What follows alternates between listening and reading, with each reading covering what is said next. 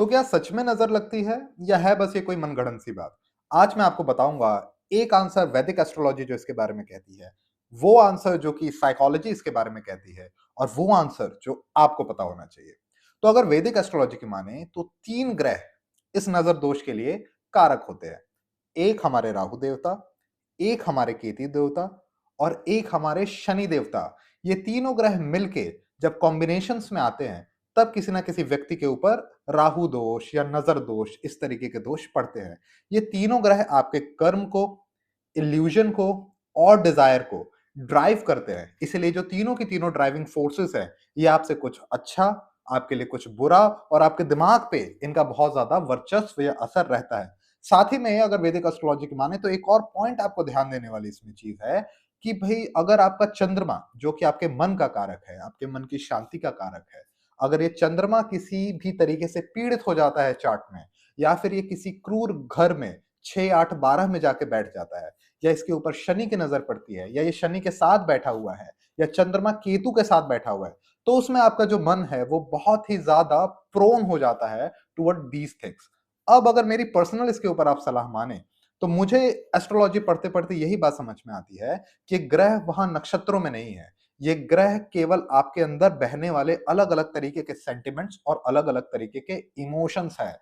तो भाई जब आपका दिमाग किसी चीज की लस्ट के लिए पागल हो जाएगा, या आपका दिमाग किसी चीज की डिजायर में इतना घुस जाएगा कि आपको वही चाहिए, वहां पे अगर किसी भी व्यक्ति ने आपको एक गलत सलाह दे दी, या एक ऐसी सलाह दे दी जो कि आपको उस समय सही लग रही हो, लेकिन उसने वो सलाह शायद उतने अच्छे इंटेंशन से नहीं दी होगी, तो आपके साथ बुरा होना तय है। क्योंकि आपने कई बार ऐसा देखा होगा कि आपको चने की झाड़ पे चढ़ाने वाले बहुत सारे लोग आपको मिलते हैं।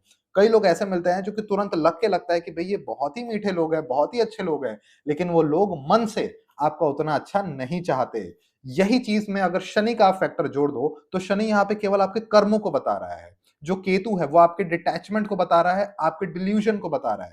जो राहु है वो आपके एक्सट्रीम एम्बिशन को बता रहा है, किसी चीज को पाने की एक्सट्रीम इच्छा को बता रहा है। तो जब इन तीनों चीजों के साथ अगर उसमें आपका मन कमजोर है और किसी ने भी उस मन के साथ खिलवाड़ कर दिया, चाहे अपने ऑरा से, अपनी वाइब से, अपनी बातों से, तो डेफिनेटली आपका उसमें कुछ ना कुछ अनिष्ट होना तय है। अब अगर बात कर ले हम साइकोलॉजिकल पॉइंट ऑफ व्यू की, तो साइकोलॉजी में बहुत सारे इफेक्ट सामने वाले से मिलके बात करने के दरमियान हमारे साथ होते हैं। कई सारे साइकोमेटिक इफेक्ट्स होते हैं। कई इंसान को हम मिलते हैं, मिलते साथ हमारे को समझ में आ जाता है कि भाई इनकी वाइब अच्छी है, बुरी है, कैसी है। लेकिन कई बारी उनकी बात हमें सुननी पड़ती है। कई बारी हम बात सुनते-सुनते कर्टेसी में इतना ज़्यादा आगे बह जाते हैं कि हमें उनकी बात कब दिमाग में असर करना शुरू कर जाती है, हमारे को खुद पता नहीं चलता। कई बार किसी पर्सन से एक बार आप मिल लो तो दोबारा मिलने का मन नहीं करता। वहीं पे कुछ लोग ऐसे होते हैं जिनसे आपने कभी एक बार मिला होगा और आप मौके ढूँढते हो उनसे बार-बार मिलने के। तो ऑरा और वाइब को दिमाग बिल्कुल अच्छे तरीके से परसीव करता है। दिमाग इन फीलिंग्स को, इन वाइब्रेशंस को समझता है।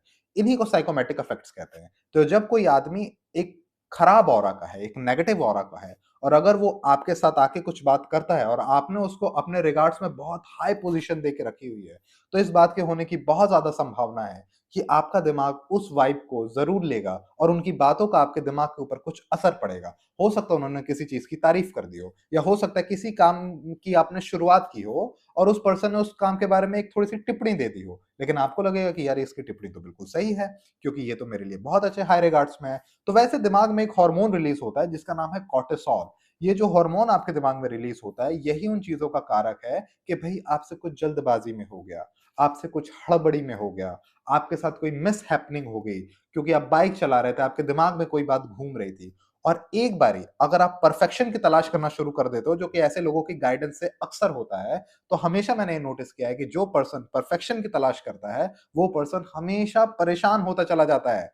आपको चिल रह के, रिलैक्स रह के, जो काम जैसा चल रहा है, वैसे ही उसको चलाना चाहिए। इसी को एस्ट्रोलॉजी में मजबूत चंद्रमा का होना कहते हैं, कि भई अगर आपका चंद्रमा मजबूत है, तो आपका कॉम्पिटिशन आपके खुद से होगा। आप दूसरों की बातों में नहीं आओगे, आप दूसरे के बहकावे में नहीं फँसोगे। तो अगर ये बातें आपको समझ में आईं, तो इसके बारे में मैं एक डिटेल एक्सप्लेनेशन लेके आ सकता हूँ। बाकी मुझे कमेंट सेक्शन में बताइएगा, आपको मेरी बात कैसी लगी?